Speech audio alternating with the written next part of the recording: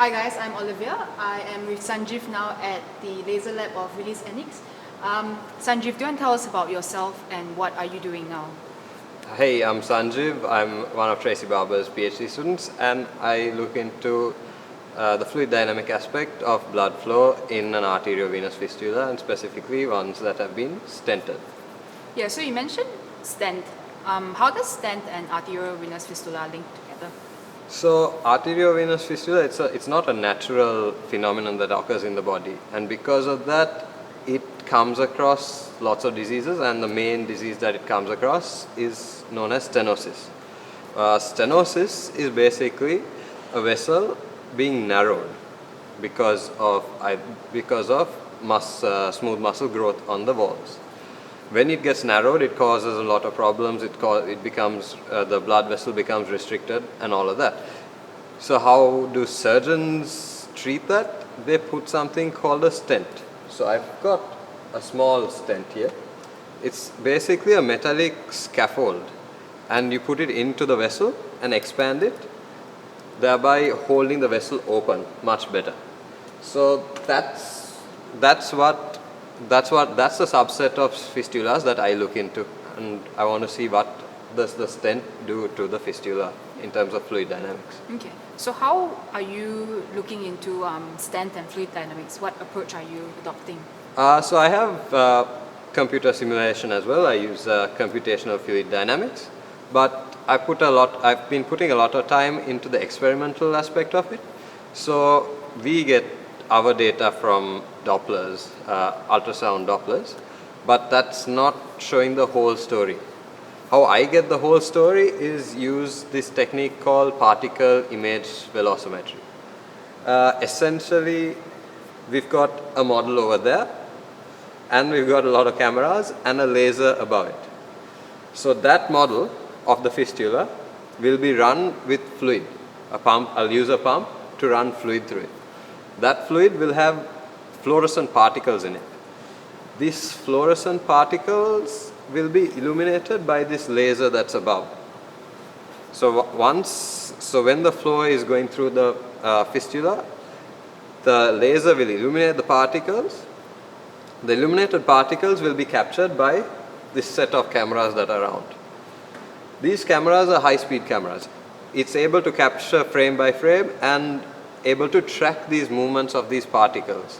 When it captures two images, let's say, it's able to see how far the particles have moved. And since we know how fast the camera is working, we are able to know what the time difference it has taken for those particles to move, and thereby creating velocity for that particle. So that whole domain is filled with velocity data. Yep. I can show you what it looks like on a screen. Sure. Yeah. So when I mentioned particles, this is what it would look like. These are the illuminated particles in this model. This is one image of it, and then immediately after, it will capture another image with these particles slightly offset from its original location. That offset can be calculated, and a vector field can be plotted, and you can do all sorts of post-processing to it. You can see where the high velocity is, where the low velocity is, where the negative flow is, where the positive flow is, and ultimately create pretty videos like this. So that's all of my experimental work in a nutshell. Okay. So the experimental work sounds very engineering. Was this a clinical problem, or how did you come up with this problem? So the vascular surgeon that is co-supervising me came up with this problem. He's using this stent in a different way. So he's not. Usually stents have been implanted in one vessel only, but this surgeon is implanting it across two vessels. When a stent has been implanted in one vessel, it only treats the disease temporarily. But the method that the surgeon has been using has been more of a long-term treatment, and he came up to us and asked us to look at it on a fluid dynamics aspect and see what's the difference. And that's essentially what I'm doing, Okay. trying to see why this is helpful. Yep. Okay. So, were there any challenges along the way as you do your experiment? Like any research, you've got challenges all in every aspect. Since we're using lasers, we need to be careful. There's a lot of safety aspects in this research.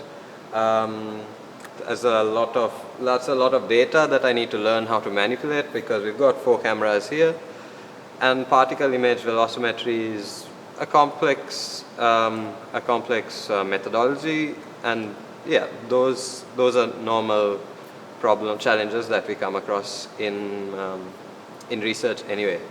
But for any research, I have to make assumptions. So the fluid that I'm running in, it's similar to blood, but it isn't mimicking everything that blood does. So it doesn't have the small particles, small red blood cells, and the effects of red blood cells.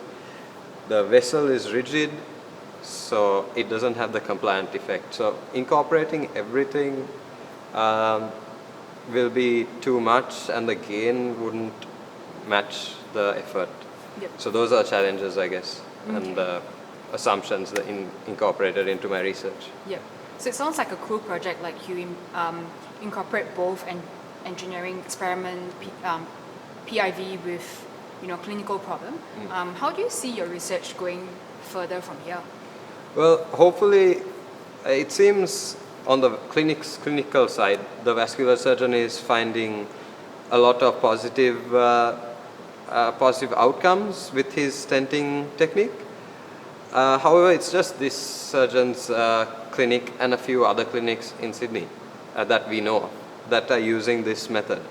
If I can show that there is a fluid dynamic backing towards this method, then it will help give this method a better backing, a better groundwork, and I guess spread it to other fistula clinics, spread this methodology to other fistula clinics, thereby preventing so much of disease in this unnatural structure in the human body. Okay. So hopefully it affects a clinical community, Yep. patients essentially. Okay. Cool. Thanks for your thoughts on your research. Yeah. Thank you. Right.